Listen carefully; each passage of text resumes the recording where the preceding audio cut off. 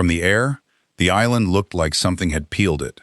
Long green slopes that should have been thick with tussock grass were worn down to bare mud and rock, cut through with slumps and landslides where whole hillsides had simply let go and slid toward the sea. This is a remote island roughly halfway between Australia and Antarctica, one of the most important seabird breeding sites on the planet. And by the early 2000s, large parts of it were collapsing.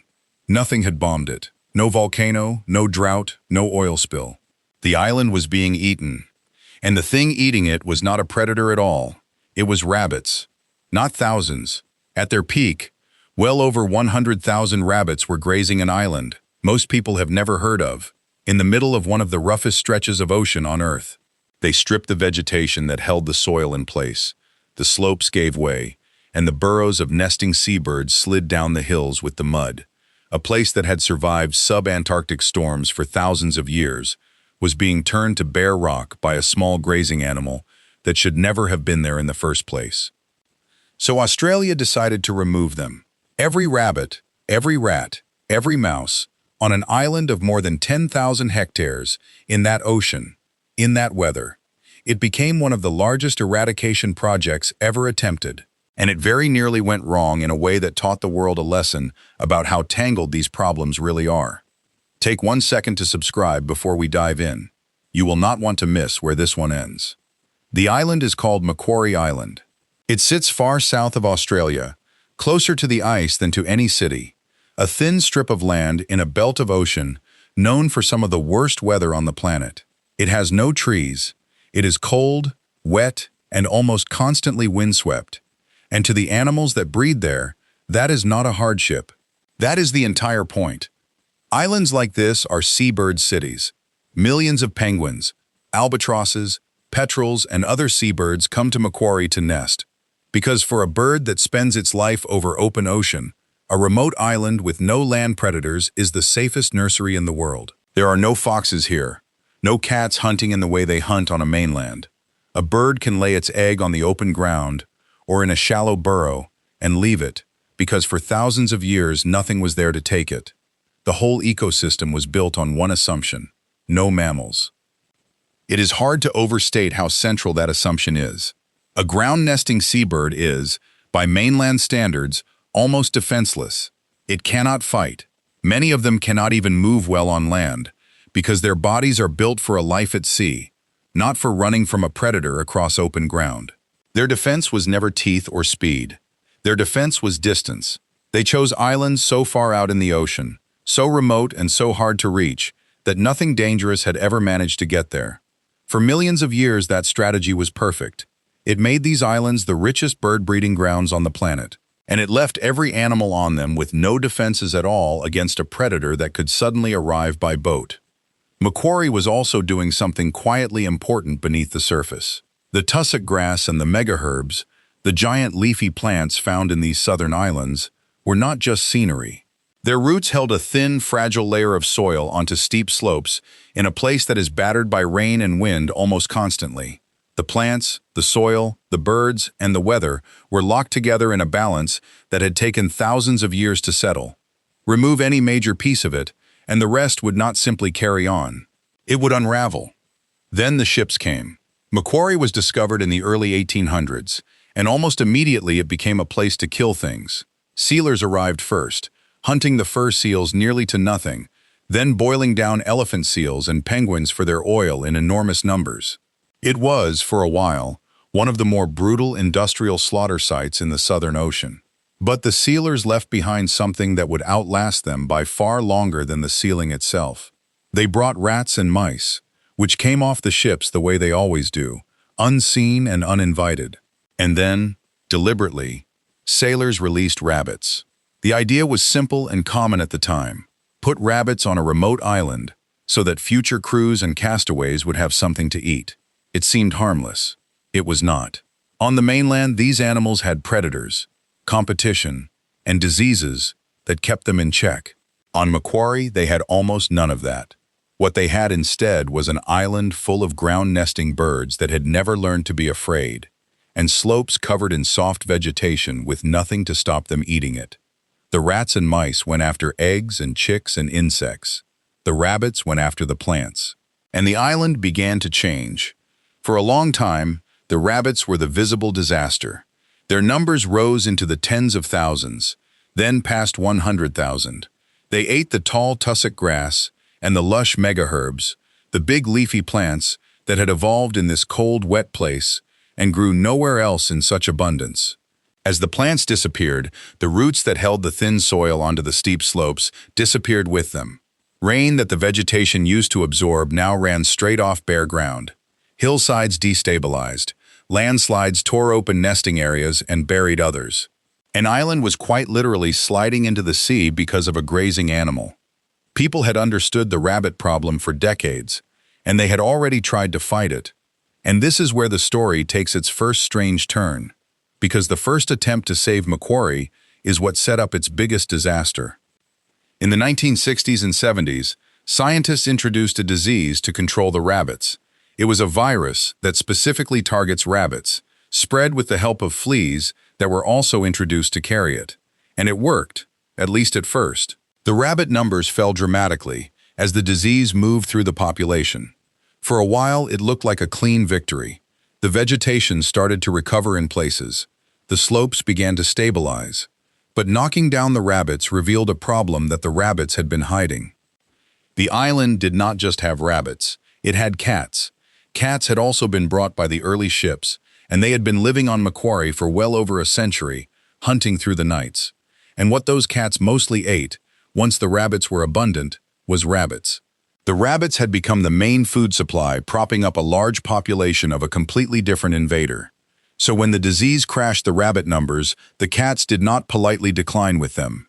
They turned, in greater force, to the other thing on the menu: seabirds. With their easy prey suddenly gone, the cats pressed harder on the burrowing petrels and other nesting birds, and the damage to certain seabird species got worse, not better. An effort aimed at healing the island had quietly shifted the pressure from the plants onto the birds. This forced a bigger decision. If the cats were now a direct threat to the seabirds, the cats had to go as well. So a second campaign began, this one to remove every cat from the island. It took years of patient, difficult hunting across brutal terrain, and by the mid-2000s it succeeded. The last cat was gone. And that success created the next disaster. With the cats gone, the one thing that had been eating rabbits was gone too. The rabbit disease had also become less effective over time, as it tends to. So the rabbits, no longer hunted by cats and no longer being knocked flat by the virus, did the thing rabbits do. They exploded. Freed from the predator that had been holding them down, the population climbed back toward and past 100,000, and the destruction of the vegetation returned worse than before. Now the landslides were dramatic enough to be visible from the air, whole faces of the island collapsing. Step back and look at the shape of this. People removed a disease vector, and the cats surged onto the birds. People removed the cats, and the rabbits surged onto the plants. Every single fix had struck one part of a connected system and sent the damage somewhere else. Macquarie had become a live demonstration of a hard ecological truth. On an island full of invaders, you cannot remove them one at a time and expect it to work. Pull one thread, and the whole web moves. So the plan changed to match that truth.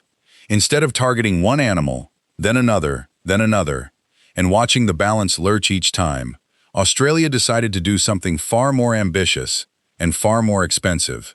Remove everything at once, every rabbit, every rat, every mouse, in a single coordinated assault, so that no surviving invader could take advantage of the gap left by another. This became the Macquarie Island Pest Eradication Project, and the scale of it was extraordinary. The main tool was poison bait, spread across the entire island by helicopter, because there was no other way was to reach the terrain. That meant flying aircraft in some of the worst and least predictable weather on Earth, over cliffs and steep collapsing slopes, trying to cover every square meter of more than 10,000 hectares. Miss a patch, leave a few animals alive in it, and the whole thing could fail. And there was a deep problem with using poison on Macquarie. The island is a seabird sanctuary. The same bait meant to kill rabbits and rodents could kill birds that ate it directly, or scavenging birds that ate the poisoned animals. The team knew that some native birds would die during the operation. It was an agonizing trade. To save the island as a whole, they had to accept losses among the very animals they were trying to protect, and they planned carefully to keep those losses as low as possible, timing the work for the season when the fewest birds were present. The first serious attempt, in the winter of 2010, was disrupted by exactly what you would expect: weather. The conditions were so bad that the baiting could not be completed as planned, and pressing on would have risked doing the harm without finishing the job. So they made another hard call. They stopped and waited a full year rather than do it badly. The logistics alone were staggering. Everything had to be shipped to an island with no port, no runway, and no shelter to speak of, then moved around in weather that could ground the helicopters for days. Tons of bait, fuel, aircraft, and supplies for teams that would live out there for months. The people doing the groundwork were not commuting home at night. They were camped on one of the most exposed pieces of land in the southern hemisphere, walking transects across cliffs and bogs and collapsing slopes in horizontal rain, day after day, for an entire season and beyond. This was closer to a polar expedition than to ordinary conservation work. The operation resumed the following season, and this time it was carried through. Bait was spread across the whole island. Then teams went in on the ground with hunters and specially trained dogs, walking that vast, broken landscape to find any survivor the poison had missed. Because on an eradication, the difference between success and failure is the last few animals.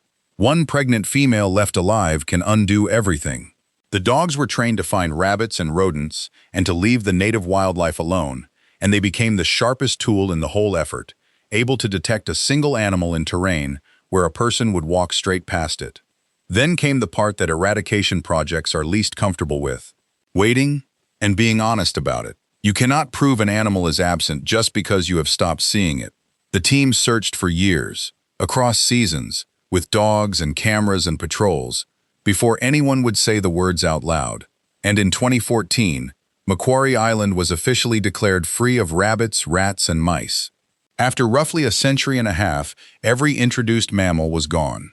What happened next is the reason this story is worth telling. The island began to heal, and it did it faster and more completely than almost anyone had dared to predict.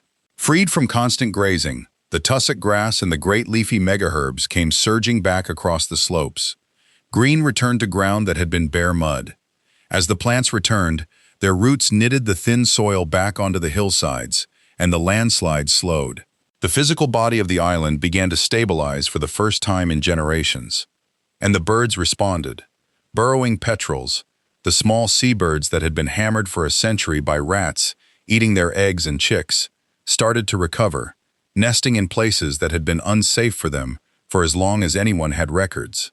Species that had been pushed to the margins of the island began spreading back into their old ground. The recovery was rapid enough that scientists studying it described the pace of the vegetation comeback as beyond what they had expected.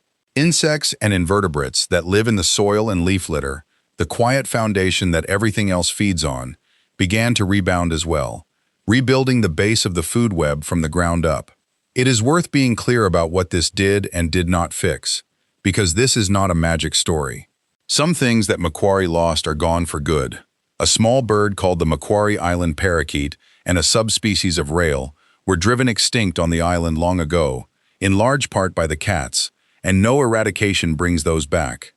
The recovery is a recovery of what survived, not a resurrection of everything that was lost. And the island is not safe forever. The single greatest ongoing threat now is that a rat or a mouse hitches a ride back on a ship and starts the whole thing over again, which is why access is tightly controlled, and every vessel and cargo is treated as a potential reinvasion. There is also an honest limit to how far this lesson travels. Macquarie worked because it is an island, with a hard boundary that the sea enforces. You can, in principle, clear an island and then keep it clear, because nothing new can simply walk across. On a mainland, where reinvasion is constant, you cannot do this. The success here is real, but it is the success of a place you can seal off, and most of the natural world is not like that. Still, look at what was actually achieved.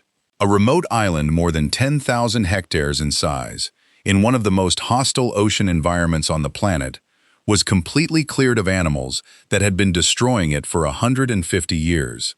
It was done after earlier attempts had backfired so badly that the island was arguably worse off partway through. And the people doing it had to learn, the hard way, that you could not fight these invaders one at a time, that the rabbits and the cats and the rats were a single tangled problem that had to be solved together or not at all. From the air today, the island looks like an island again. The slopes are green, the soil is holding, the seabirds are coming back to a nursery that is, once more, what it was always supposed to be. A place with no mammals, in the middle of a cold gray sea, doing the one thing it exists to do, which is to bring the next generation of ocean birds into the world. None of that was inevitable. It came from a project that was almost too big to attempt, built on the wreckage of every earlier attempt that had gone wrong, and finished only because a group of people refused to leave a single rabbit alive on an island at the bottom of the world. If you enjoy true stories of places and species pulled back from the very edge, stories most people never hear, then like this video and subscribe. In the next one, we will follow another corner of the world that everyone had already given up on. Take care of yourself and stay curious.